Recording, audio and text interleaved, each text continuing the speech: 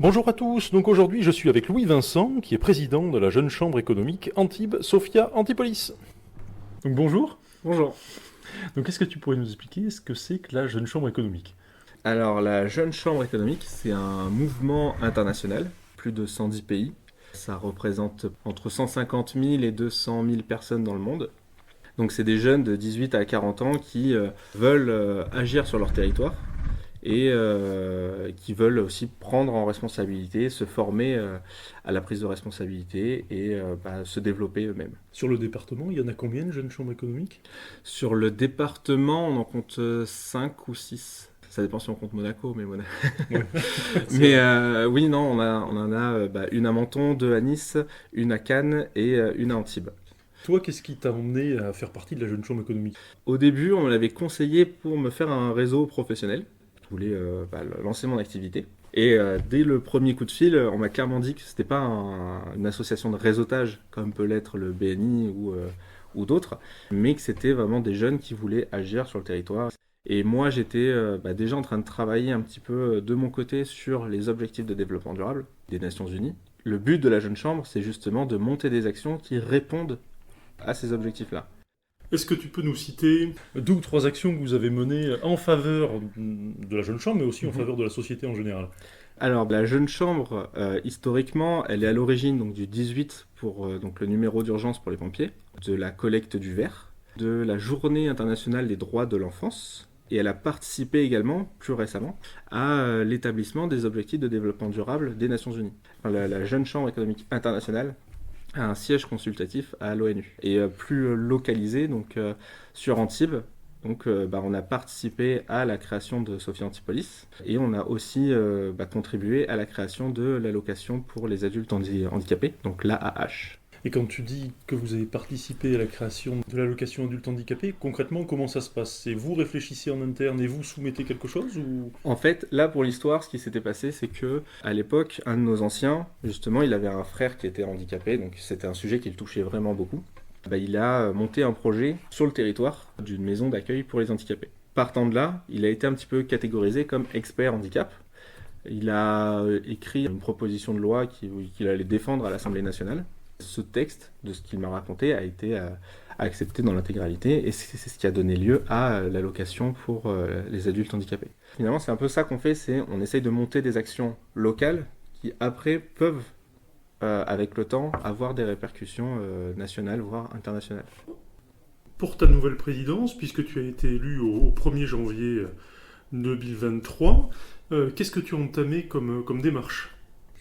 En ce moment, on vient de finir un week-end de formation pour apprendre à des jeunes du club UNICEF du lycée Audiberti à pitcher. On en a aussi profité pour former des jeunes entrepreneurs. Parce que du coup, le pitch, peu importe, hein, que ce soit dans un cadre professionnel ou dans un cadre associatif, on a toujours besoin de savoir défendre en fait, un sujet ou un projet qu'on veut mener à terme.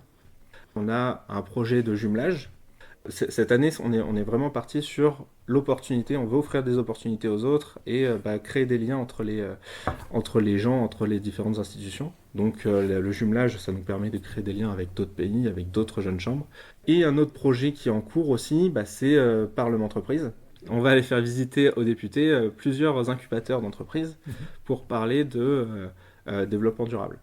Comment est-ce que, là, dans les nouvelles startups qui sont en train de se créer, comment est-ce qu'ils ils intègrent le développement durable?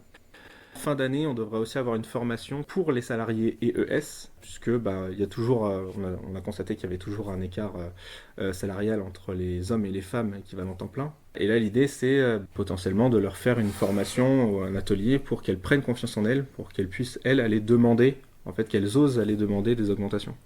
Parce qu'on on a pu constater, par exemple, que, enfin, c'est des articles hein, que j'ai pu lire, que les femmes osent moins aller demander des augmentations que les hommes.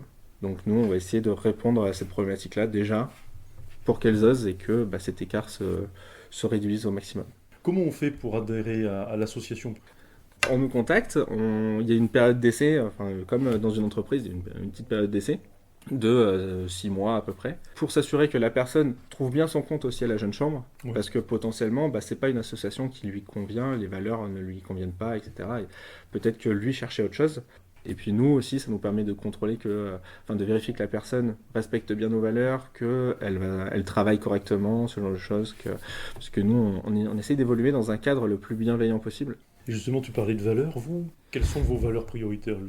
La Jeune Chambre, sa mission à la base, c'est d'offrir des opportunités à ses membres et au territoire. Donc nous, c'est vraiment des valeurs de partage et on veut que tout le monde puisse être sur un pied d'égalité. Donc on peut venir à la chambre économique, Mhm. on y adhère, et ensuite on peut éventuellement travailler sur des sujets qui nous portent à cœur et qui ensuite C'est sont ça, portés par la jeune chambre. exactement. Mhm. Moi, c'est d'ailleurs ce que je prône hein, quand on veut prendre un sujet. J'essaye de voir si ce sujet est vraiment en lien presque avec une personne dans mon entourage de la Jeune Chambre. Parce que je sais que si elle est impactée directement par ce sujet, bah, elle va avoir plus tendance à aller chercher quand même une concrétisation réelle de cette action. Parmi les adhérents à l'association, il y en a combien qui sont chefs d'entreprise? Entre 30 et 50% des chefs d'entreprise. À ton avis, qu'est-ce que la jeune chambre économique peut apporter à des personnes qui y adhèrent? Je pense qu'il y a beaucoup de gens, pareil, hein, qui sortent de la jeune chambre avec plus de clés en main pour pouvoir être le chef d'entreprise ou cadre. Voilà, puisque bah, nous, on se forme vraiment à la prise de responsabilité. On prend en main des actions, on gère des équipes, des bénévoles en plus, donc c'est d'autant plus compliqué qu'il n'y a pas la carotte du salaire pour que les gens écoutent. Bah, en fait, on développe automatiquement des compétences de leadership parce qu'on est obligé de convaincre les gens pour qu'ils se rallient à nous et qu'ils nous suivent dans nos actions. Si on s'investit correctement, en sortie de jeune chambre, on a toutes les compétences nécessaires pour évoluer au sein de la société. Et quand on s'y implique, bah, on se crée un réseau obligatoirement hein, et on fait des découvertes folles sur comment est-ce que le monde de l'entrepreneuriat fonctionne, les institutions, notre territoire, etc. Et tout ça, ça nous aide à nous développer après si on a des envies de plus grand aussi. En tout cas, merci beaucoup, et puis à bientôt. À bientôt.